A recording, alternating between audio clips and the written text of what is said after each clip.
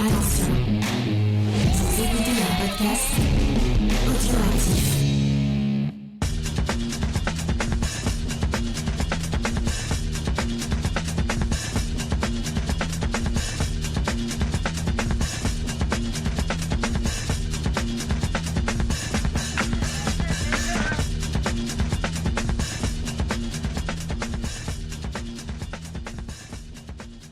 Bonjour et bienvenue dans le podcast des réfracteurs, un podcast un peu spécial aujourd'hui parce qu'on va inaugurer une nouvelle rubrique sur le site. Si vous nous suivez sur Discord, vous savez qu'on a initié une nouvelle spécificité qui va vous détailler Gré Pigeon qui est avec moi aujourd'hui. Bonjour Gré Pigeon.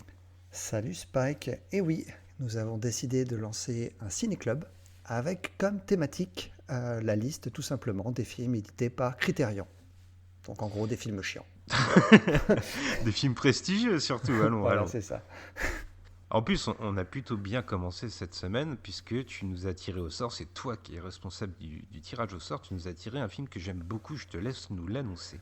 Oui, c'est Bienvenue Mr. Chance par Al Ashby avec entre autres Peter Sellers et Shirley MacLaine. Et oui, et donc on l'a vu ce week-end, on l'a vu à plusieurs. Je ferai des petits remerciements à la fin pour ceux qui sont sur le Discord avec nous et qui en ont débattu. Et on vous invite à nous rejoindre sur notre Discord, le lien est dans la description du podcast pour débattre des films que nous allons regarder et pour vous joindre au mouvement de ce ciné-club. Et donc, bienvenue Mister Chance, je crois que c'est à moi de faire le résumé parce que c'est une grande tradition qui se renouvelle, n'est-ce pas ? Ouais, tout à fait. On ne change pas l'équipe qui gagne. Alors, bienvenue Mister Chance, en 1979, comme tu l'as dit, Being There, de son nom original, c'est l'histoire d'un personnage nommé Mr. Chance, il n'y a pas de mystère, qui vit en fait dans une maison isolée. Il est jardinier pour un homme qu'on devine riche sans trop le savoir, sauf que ce personnage, ce jardinier, il n'est jamais sorti de cette maison, on ne sait même pas tellement ses origines, c'est un mystère, on va revenir dessus. Et donc son employeur décède, et Mr. Chance va être invité à quitter sa maison. Et il faut dire que Mr. Chance, il est un peu simplet, hein. On devine qu'il n'a pas eu d'éducation. Et donc, il va quitter cette maison, découvrir le monde extérieur. Et en découvrant le monde extérieur, il va faire la rencontre de ce qu'on pourrait appeler une classe opulente, une classe riche, qui va en fait percevoir ses propos assez, comment dirais-je ? Naïf, oui. Voilà, et ils vont voir une forme de sagesse dans ce qu'il dit, alors que lui, il ne fait en général que parler de son jardin. On va revenir là-dessus. Et ces gens riches un peu prétentieux vont le prendre sous l'oreille sans comprendre qu'il est un peu simplet, comme je le disais. Voilà pour mon résumé. Très bien. Ouais. Alors, on va peut-être enchaîner en parlant assez rapidement du réalisateur. Al Ashby, c'est pas n'importe qui en 79. Il a déjà plusieurs films à son actif. Ouais, effectivement, et il a aussi une carrière qui est assez notable, c'est celle de monteur. Il a notamment été le monteur pour plusieurs films de Norwegian Jemisin, dont le fameux, le légendaire Dans la chaleur de la nuit. Peut-être qu'il sera dans la sélection Criterion, on verra ça, hein. Ouais. C'est pas impossible. Et effectivement, il a plusieurs films à son actif. On peut citer les plus célèbres. Alors, je pense évidemment à Harold des Mots en 1971. C'est seulement son deuxième film. Ça va pas être un gros succès, mais avec les années, il va acquérir ses lettres de noblesse. Et il y a un autre film qui, moi, est cher à mon cœur. C'est Retour, ou Le Retour, ça dépend de l'édition, en français, Coming Home, de son titre original, sorti en 1978, donc juste un an avant Bienvenue Mr. Chance, et dont Charlotte nous avait consacré un article sur le site, si vous voulez en savoir plus. Et je crois que toi, tu en as vu un autre dans sa filmographie. Ouais, on peut citer The Last Detail. C'est un des tout premiers rôles de Jack Nicholson, dans lequel Jack Nicholson et deux autres soldats doivent escorter un autre soldat pour qu'il aille en prison. Et il traverse un petit peu les États-Unis. C'est un très joli film.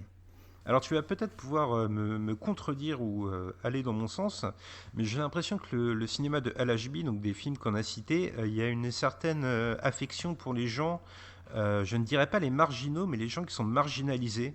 Dans Harold des Mots, c'est un amour un peu interdit, puisque c'est un jeune garçon et une vieille femme, donc par rapport au code de la société des années 70, c'est pas forcément bien admis.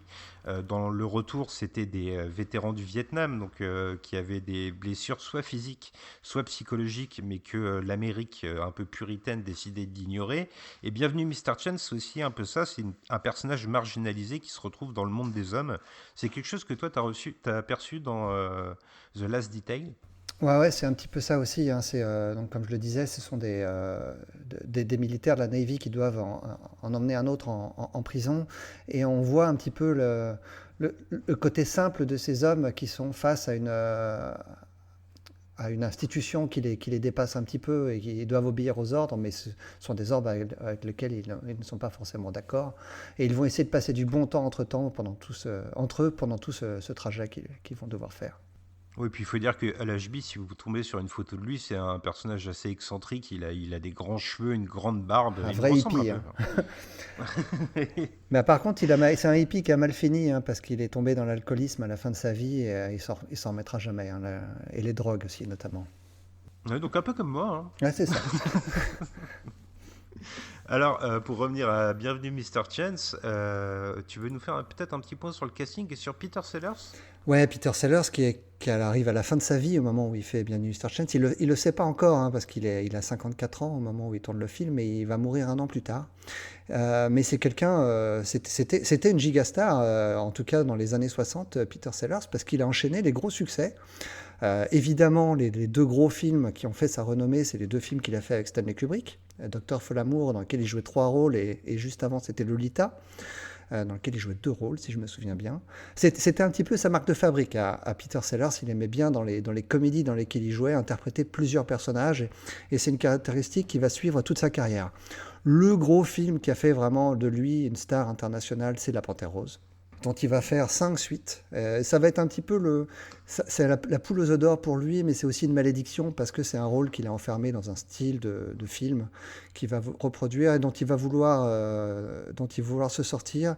Et Bienvenue Mr. Chance, ça va être un petit peu c'est un film qu'il va vouloir faire pendant plus de 10 ans. Et d'ailleurs, ça a failli lui échapper, hein, parce qu'on va pas se mentir, il est un peu vieux pour le rôle.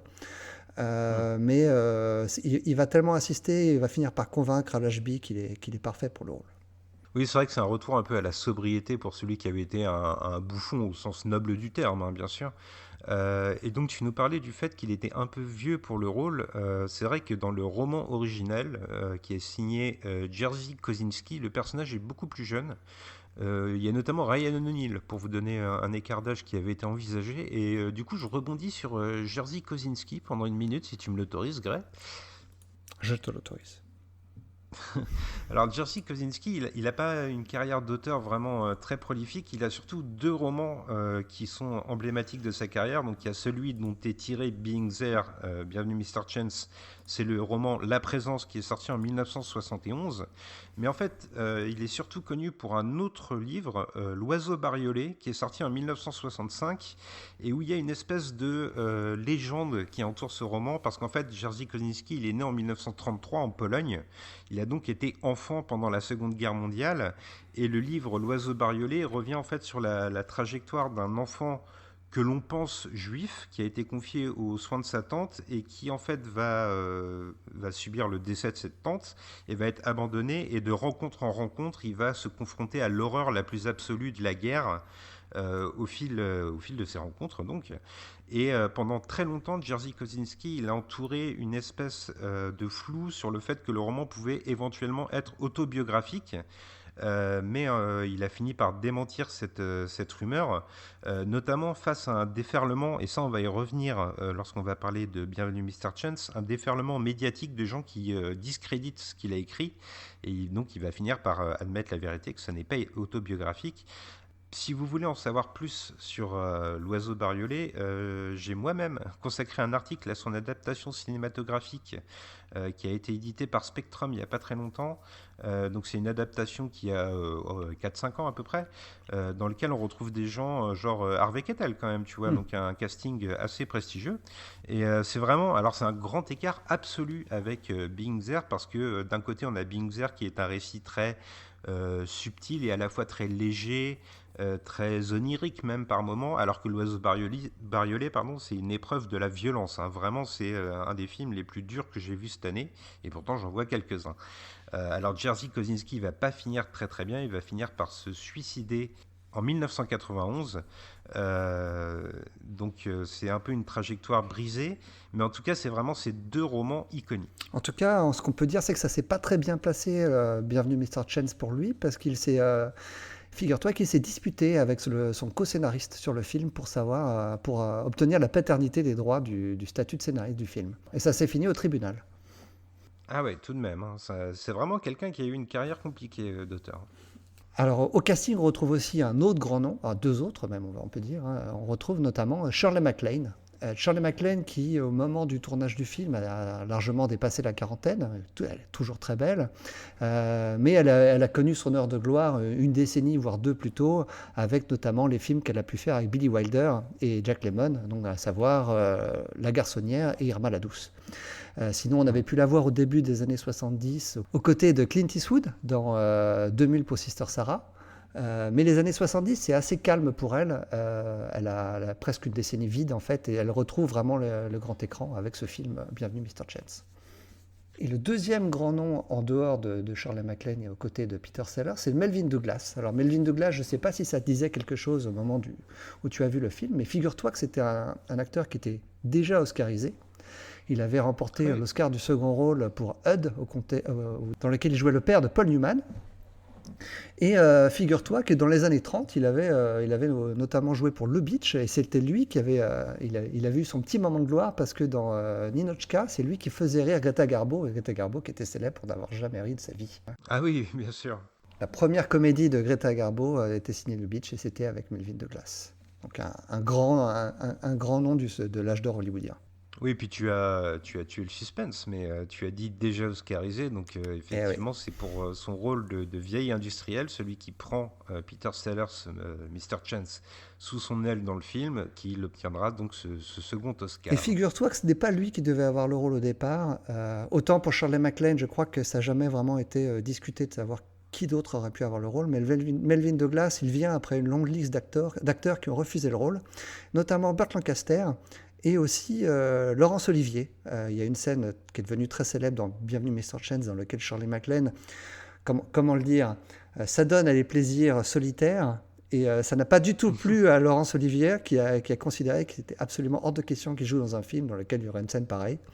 Et donc c'est Melvyn Douglas qui a récolté le rôle et qui lui aura apporté un Oscar. Donc, merci Laurence Olivier. Oui, ça nous aura permis d'avoir un acteur oscarisé donc à sa place.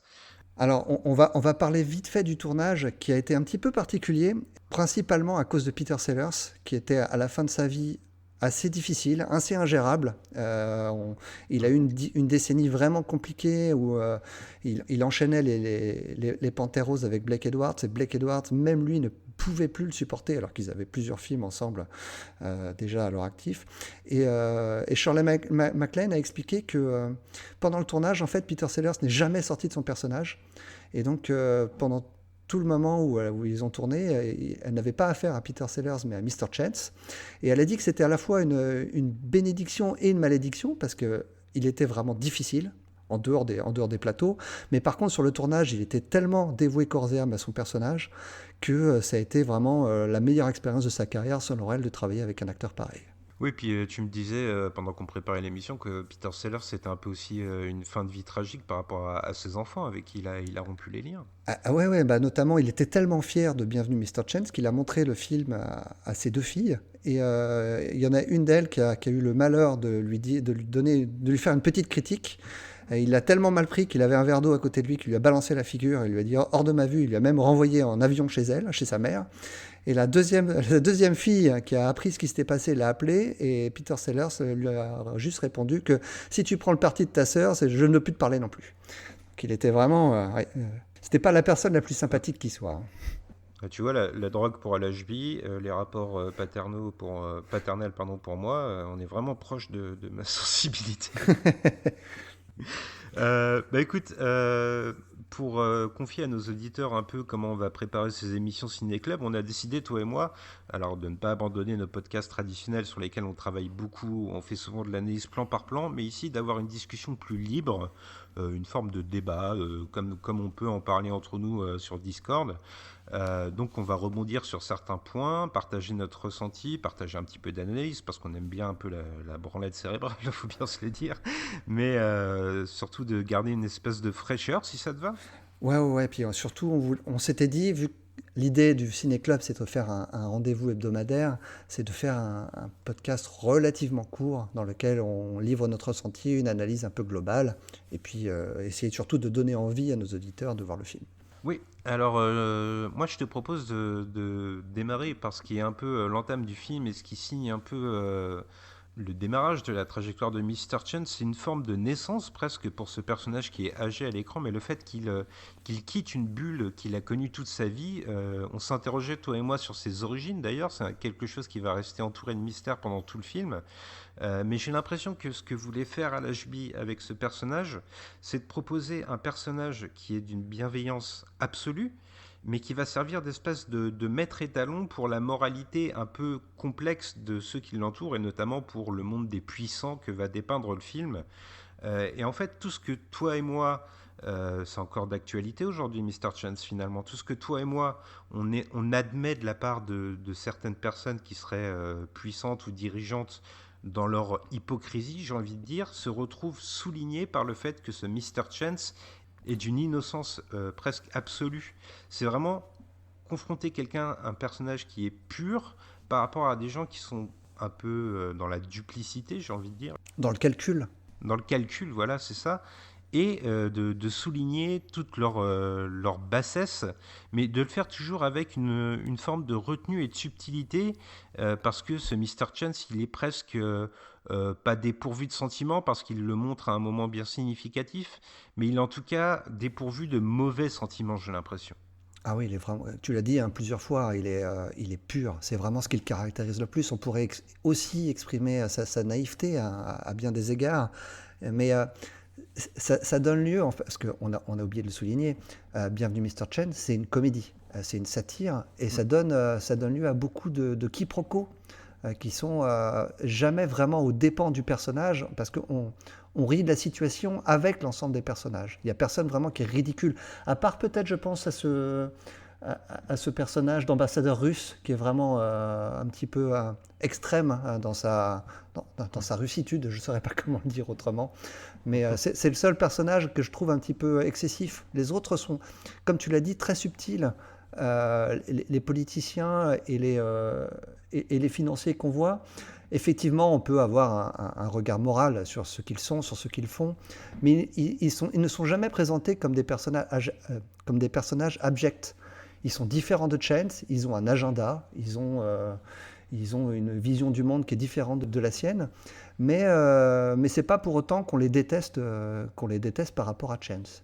Oui, je pense que c'est ce qui caractérise aussi le film. On échangeait aussi autour de ça. C'est pas une comédie où on se tape la cuisse et on va se rouler par terre. C'est quelque chose qui est à la limite, en fait, à l'équilibre entre ce que tu dis, la satire et la bouffonnerie, mais qui a le bon goût de ne jamais tomber, comme tu me le disais toi-même, du côté potache, quoi. Non, et c'est d'ailleurs un des vrais changements, en tout cas pour Peter Sellers, hein, qui est un acteur vraiment comique et qui a tourné beaucoup de bouffonneries. Et là, justement, il reste complètement dans son personnage, toujours à la limite. Et il avait dit d'ailleurs que il avait pris comme exemple Stan Laurel, du fameux duo Laurel et Hardy, où effectivement la situation est grotesque, mais le personnage, lui, ne l'est jamais. Oui, c'est effectivement ça. Et moi, il y a quelque chose sur lequel je voulais revenir, qui est particulièrement associé à Mr. Chance dans le film. C'est omniprésent, jusque sur certaines affiches. C'est le fait qu'il est constamment entouré d'écrans de télévision. Alors tout à l'heure, je parlais du déchaînement médiatique qu'a subi l'auteur Jerzy Kosinski à propos de son roman L'oiseau bariolé. Je me demande si, tu vois, cette récurrence des écrans de télé, c'est pas une forme de réponse, mais en même temps c'est une réponse très subtile, parce que le monde de la télé dans Bienvenue Mr. Chance, cette télé que Mr. Chance observe sans arrêt, C'est vraiment une espèce d'autre monde, un monde fantasmé dans lequel Mr. Chance a été élevé. On voit par exemple à l'écran des émissions de Mr. Rogers. Alors pour nos auditeurs qui ne connaissent pas Mr. Rogers, je ne sais pas à qui on pourrait le comparer en France, il n'y a pas vraiment d'équivalent. Mais C'est Casimir. ouais, c'est presque c'est ça. ça, Hein. Ouais, oui, oui. Des émissions pour les tout petits. Alors, il y a eu un biopic avec Tom Hanks, si Mr. Rogers vous intéresse. Il y a aussi la série de Michel Gondry avec Jim Carrey, Kidding, je crois le nom, C'est ça, ouais. qui est très très inspiré de Mr. Rogers. Enfin bref, ça c'est juste une scène dans Bienvenue Mr. Chance. Mais je pense que c'est symptomatique de ce personnage qui a été élevé par la télévision et qui est une espèce d'émanation de ce que serait un homme selon les codes moraux de la télévision, mais en même temps c'est des codes moraux qui refusent. Quand Mr. Chance voit de la violence à la télévision ou des émissions politiques un peu trop cérébrales, il change de canal et en fait tout ce personnage n'est que dans la répétition de ce qu'il voit. Il y a notamment cette scène de baiser avec Shirley MacLaine où en fait Mr. Chance ne semble pas vraiment avoir d'attrait charnel pour elle ou ne sait pas vraiment comment l'exprimer et il ne fait que répéter ce qu'il voit. Moi, le film de ce point de vue-là m'a fait penser à une version un petit peu... c'est un négatif du film Network de Sidney Lumet, où on voyait vraiment le côté très sombre et l'impact négatif que pouvait avoir la télévision sur les citoyens américains, alors que là, Bienvenue Mr. Chance, c'est le contraire. Mr. Chance, il tire le meilleur de ce qu'il voit à la télé pour essayer de s'intégrer à une société dont il ne comprend pas les codes. Il ne comprend la société qu'à travers ce qu'il a vu à la télévision. Et c'est normal, puisqu'il n'est jamais sorti de chez lui. Oui, d'ailleurs, la télévision, c'est la seule chose qui ancre véritablement le récit dans une époque, parce que toute cette première partie où il est dans cette maison, on ne sait pas où on est, on ne sait pas quand on est. Moi, je te le disais, on pouvait parfaitement imaginer qu'on était en Angleterre dans les années 30, alors qu'en fait, cette télévision va nous permettre d'ancrer le récit dans les années 70 et aux États-Unis, une fois que Mr. Chance va sortir de chez lui. Alors Mr. Chance, il a quand même la particularité à un moment du récit d'être présent à la télévision, mais il va faire quelque chose de bien particulier, c'est qu'il va être invité sur un plateau de télévision pour parler politique, parce que les politiques déforment sa parole et pensent qu'il a des grandes idées économiques alors qu'il ne fait que parler de jardinage, ils pensent que c'est une métaphore. Mais lorsqu'il va se voir dans l'émission, il va changer de chaîne, comme s'il ne pouvait pas souscrire à ce discours. C'est pas le fantasme qu'il a des médias, lui il vit dans une espèce de rêve. Et c'est aussi quelque chose qui est présent au début du film lorsqu'il quitte sa maison. Tu sais, il y a cette scène où il se voit dans la vitrine d'un vendeur de télévision parce qu'il y a une caméra qui filme comme Ouais. ça peut nous arriver quand on va dans un supermarché. Et il va être complètement éberlué à la vision de son visage qui est d'un coup dans l'écran. J'ai l'impression quand même que, tu vois, Mr. Chance, il a une espèce de rapport aux médias spécial, presque amoureux en fait, hein, quand on y pense bien. Mais il refuse de s'y inscrire pleinement, il préfère conserver cette part de rêve, et c'est quelque chose qui est symptomatique de ce personnage, c'est cette envie de vivre dans l'onirisme. Et d'ailleurs, quand on lui demande s'il veut participer à une émission de télévision, il repense à ce moment-là en disant mais j'ai déjà été à la télévision. Il en est très fier de ce moment-là. C'est presque un accomplissement pour lui. Oui, on a l'impression qu'il rentre dans le monde qu'il a rêvé toute sa vie et qu'il y met un pas. Alors il y a quand même une chose qui est omniprésente dans le film qu'il fallait qu'on évoque aussi, c'est le fait qu'il y a une espèce d'opposition entre ce Mr. Chance. Alors en préparant l'émission, je parlais de classe opprimée, mais tu m'as assez justement repris. C'est pas véritablement qu'il est opprimé, c'est plutôt qu'il est de la classe travailleur, les travailleurs manuels. Il n'a pas eu d'éducation non plus. Et le film va véritablement jouer de cette opposition avec une classe dirigeante. Et là, toute la satire du film, elle trouve sa force et sa profondeur parce que on n'a pas besoin d'opposer une caricature à cette classe dirigeante pour en montrer tous les mensonges et tout l'ego. On a juste besoin d'opposer un homme normal, bon, avec des bonnes intentions. Et ça suffit à montrer tout l'orgueil de ces gens qui dirigent. Il y a un autre message que l'HB fait passer, c'est outre le message, la différence de classe sociale, c'est la différence raciale, qui est à travers le personnage de la de la domestique, je sais pas comment le lire autrement, hein, c'est ça, le femme de maison, Ouais. qu'on revoit au milieu du film alors qu'on ne l'a pas vu, on l'a plus vu depuis les 5 premières minutes, juste pour une séquence où elle commente le passage de Chance à la télévision et elle exprime en gros ce qu'on avait tous compris, hein. Si Mr. Chance arrive à s'élever aussi rapidement au sein de cette classe dirigeante, c'est uniquement parce qu'il est blanc. Et si ce personnage-là avait été noir, il aurait été absolument impossible que la même chose se passe. Ouais, il y a quand même un moment en plus où, pour aller dans ton sens, où Al Ashby fait un vrai parallèle, j'ai l'impression, puisque on l'a dit, les écrans de télévision sont toujours un accompagnement de la narration. C'est le moment où Mr. Chance arrive chez Monsieur Rent, l'industriel qui le prend sous son aile, et où il regarde la télévision dans la limousine, et cet écran de télévision diffuse un clip. Alors j'ai pas réussi à identifier c'était quel groupe, mais ça ressemble un peu au Jackson 5, hein, pour vous donner une idée, et où justement c'est le clip musical d'un jeune personnage noir qui évoque le fait qu'il veut le devenir plus important, et on voit d'ailleurs, c'est un clip en dessin animé, on voit ce personnage qui prend de plus en plus d'ampleur jusqu'à envahir les cieux, et on voit les avions qu'il côtoie. Donc là j'ai eu vraiment l'impression que Al Ashby, pour aller complètement dans ton sens, il tirait quand même une espèce de parallèle entre la trajectoire de Mr. Chance et les Afro-Américains de l'époque. Alors il y a une scène qui est très connue dans Bienvenue Mr. Chance, et c'est sa fin. Donc on va un peu la spoiler. Si vous avez vu récemment, si vous êtes joint à notre marathon des Oscars et que vous avez vu Empire of Light, vous connaissez déjà la fin de Bienvenue Mr. Chance, puisque c'est le film que voit Olivia Colman dans Empire of Light. Et c'est une scène qui est très souvent citée dans les films ou à la télévision. Cette scène, est-ce que tu peux nous la décrire, Gary? Ouais, c'est une scène assez onirique qui est assez spéciale dans le film parce que c'est le seul moment un petit peu lunaire du long métrage dans lequel on retrouve le personnage de Chance lors de l'enterrement le personnage de Rand. Et plutôt que de se joindre à tous les hommes politiques et à la famille de Rand, ce qui était la fin originelle qui était prévue d'ailleurs, c'est celle du roman, notamment où le personnage de Peter Sellers et celui de Shirley MacLaine doivent se déclarer leur amour et finir le film ensemble, en fait, dans une espèce de happy end assez classique. Al Ashby, il voulait pas de ça, donc on retrouve Peter Sellers qui quitte cet enterrement pour aller se balader dans le jardin, aller à la rencontre de la nature, hein, parce qu'effectivement c'est un jardinier, et il est amoureux de ça, donc il va voir les arbres, il touche un petit peu tout ce qu'il trouve.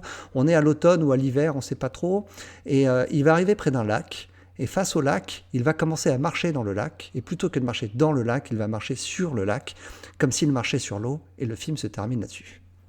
Ouais, c'est une scène qui est intéressante à analyser parce que je pense que chacun peut y voir un petit peu ce qu'il veut, et c'est une des grandes forces du film, selon moi, c'est cette ouverture sur la fin qu'a souhaité Al Ashby. Moi, je vais te donner ma petite interprétation, puis tu me diras si tu es d'accord avec moi Ouais. par la suite. Je pense qu'il y a quand même dans le film une succession d'évocations bibliques plus ou moins marquées. Il y a le jardin, il y a le fait surtout que le personnage de Shirley MacLaine s'appelle Eve et qu'elle est elle aussi aux petits soins de son jardin, de son grand jardin, de sa grande propriété. Il y a le fait que Mr. Chance croque une pomme aussi à un moment, juste avant de succomber au charme de Shirley MacLaine, enfin de ne pas y succomber plutôt. Mais moi j'ai l'impression que plutôt que toutes ces évocations qui seraient assez faciles, il y a ce retour, comme tu le disais, à la nature. Mr. Chance, on l'a dit au début du podcast, c'est quelqu'un qui est pur, et il est tellement pur qu'il en devient en parfaite communion avec les éléments, et finalement le fait de le voir marcher dans le lac, ça lui donne une espèce de vérité supérieure, cette vérité dont est dénué tous les personnages, et notamment Mr. Rent, dont c'est l'enterrement. Moi, par exemple, je te le disais quand on discutait juste après le film, Rent, il n'y a que à la fin du film où j'ai compris que c'était un sac à merde, pendant qu'il y avait cette espèce d'éloge funèbre qui relate ses propos, et où on se rend compte que c'est un gros salopard, quoi, il faut le dire. Et en fait, Chance, il se détourne de ces discours-là pour retourner vers la nature, pour ne faire qu'un, et voilà, pour moi, c'est vraiment le synonyme d'une pureté. Et ça fait écho en plus à ce qui se passe en parallèle à cette scène-là, où on voit les gens qui sont à l'enterrement de Rennes et qui parlent de Chance dans son dos, en quelque sorte, pour décider de son avenir sans même lui demander son avis, en fait. Et c'est dans une scène assez drôle, d'ailleurs, encore à l'image du reste du film, où on le prend pour ce qu'il n'est pas, et là on l'imagine carrément un destin présidentiel. Voilà, donc comme on l'avait dit, c'est le ciné-club, donc c'est pas une grosse analyse, on aurait pu faire du plan par plan, il y a plein de scènes à disséquer, mais l'important pour cette émission qu'on va essayer de faire la plus régulière possible, espérons-le hebdomadairement, c'est de vous donner envie de voir le film et de venir partager avec nous ensuite sur Discord votre propre interprétation et venir débattre avec nous. Mais avant de replier ce chapitre Mr. Chance, est-ce que tu peux nous parler de sa réception critique ? Eh ben, écoute, il a été très bien reçu, tant sur le plan critique, où là, toutes les critiques de l'époque étaient d'accord pour dire que c'était un très grand film. D'ailleurs, le film était sélectionné à Cannes. Et puis il a bien marché avec le public aussi, hein. Il a rapporté rien qu'aux États-Unis plus de 30 millions de dollars, alors qu'il avait un budget de seulement 7 millions. Figure-toi que, donc, on a parlé de l'Oscar du second rôle pour Melvin Douglas, qu'il a remporté. Peter Sellers était en lice également, il ne l'a pas remporté, hein. C'est Dustin Hoffman qui l'a gagné cette année-là pour Kramer contre Kramer. Eh bien, Peter Sellers a très mal vécu le fait que le film se termine une fois le générique se lance sur un bêtisier, ce qui était assez classique à l'époque pour les films de Peter Sellers, notamment toutes les Panthères roses. Et Al Ashby a monté un bêtisier à la fin, parce que j'imagine qu'il se disait que le public de Peter Sellers attendait ça. Mais ça, moi, personnellement, je pense que c'est une erreur, parce que ça gâche la magie du dernier plan avec le personnage de Chance qui marche sur l'eau. Et Peter Sellers était furieux de ce choix, et il considère que c'est ça qui lui a coûté l'Oscar. Oui, et c'est un sentiment qui a été partagé sur notre Discord avec les gens qui se sont joints avec nous pour cette séance du week-end, notamment par Preacherman, qu'on salue évidemment, notre ami Preacherman, qui parle comme toi d'une espèce de cassure dans la magnificence du dernier plan. On perd complètement la subtilité, c'est vraiment dommage. Il y a juste un petit encart où on voit un écran de télévision brouillé avec le nom de Al Ashby, mais on passe tout de suite dans quelque chose de plus bouffon. Oui, je pense comme toi que ça répond au carcan de l'époque, mais c'était pas forcément souhaitable. Et j'ai cité Preacherman. Si tu me permets, Greg, je vais citer les gens qui ont regardé avec nous le film, puisqu'ils ne sont pas très nombreux pour l'instant. Rejoignez-nous sur Discord pour venir en débattre. Il y avait Preacherman, il y avait XP, il y avait les frères Bonnet, au moins un des deux frères Bonnet, je ne sais pas s'il s'est joint. Il y avait Oracle aussi, donc vous voyez, on est toute une petite tribu à se joindre à ce ciné-club hebdomadaire et à essayer de débattre, de faire vivre notre passion du cinéma. Mais Greg, puisqu'on a dit qu'on allait essayer de le faire hebdomadairement, quel film va-t-on regarder ce week-end ? Eh bien, figure-toi que dans la collection Criterion, il y a, alors je fais ça en direct, il y a 1183 films. Donc, je vais prendre un générateur de nombres et je vais tout simplement laisser le hasard générer le numéro qui va nous permettre de décider quel sera le prochain film que nous allons voir la semaine prochaine. Alors, attention, tu es prêt ? Est-ce que tu me fais un battement de tambour ? Et voilà, et c'est parti. Et ce sera le numéro 531. Et donc, le numéro 531, je vais vous dire immédiatement ce que c'est. Est-ce que tu as la liste devant toi ? Non ?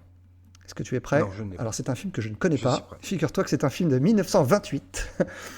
The Dogs of New York, par Joseph Van Sternberg. Alors, j'imagine que c'est un film...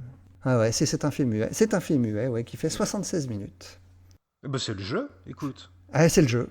On ne peut pas se soustraire. Eh ben, une petite incursion du côté du cinéma muet, pourquoi pas ? On aura beaucoup d'images à interpréter. Et c'est le hasard. Mais c'est ça, en même temps qu'on a envie de communiquer avec ce ciné-club, c'est voyager à travers les époques, puisque Criterion continue chaque année de rajouter des films. À travers les époques, les continents, bon là ce sera deux films américains de suite, mais bon, on verra avec les films suivants si on va un petit peu plus vers l'Europe ou vers l'Asie.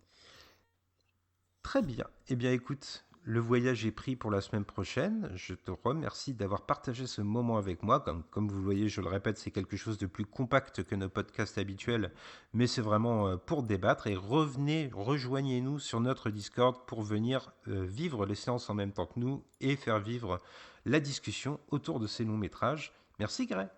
De rien, Spike. À bientôt. Au revoir.